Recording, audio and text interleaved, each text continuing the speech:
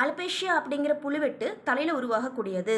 இதற்கு முக்கிய குறிகுணம் வாதம், பித்தம், கபத்தை பித்தத்தோட வகையை சார்ந்தது. பித்தமானது உடலில் அதிகமாக தேங்கி ரத்தத்தை பித்த ரத்தமாக மாற்றி 7 தாதுக்களையும் அதாவது சப்த தாதுக்களையும் தன்னோட அதிகாரத்தின் கீழ் கொண்டு வந்து இது முழுவதுமாக உடலை தன்னோட கண்ட்ரோலுக்கு கொண்டு வரும். இந்த நேரத்தில் இதற்கூட வாயுவுக்கு அதிபதியான நம்மளோட வாதமும் ஒரு சேர்ந்து பயணிக்கும் பொழுது புழுவெட்டு பகுதியில் பார்த்தீங்கன்னா முடிகள் விழுந்து திரும்பவும் முளைக்க ஆரம்பிக்கும்.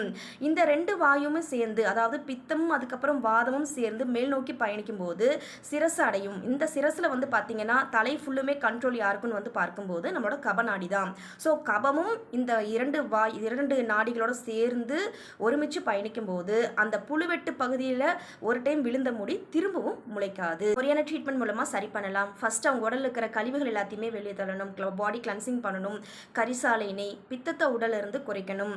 Stay healthy.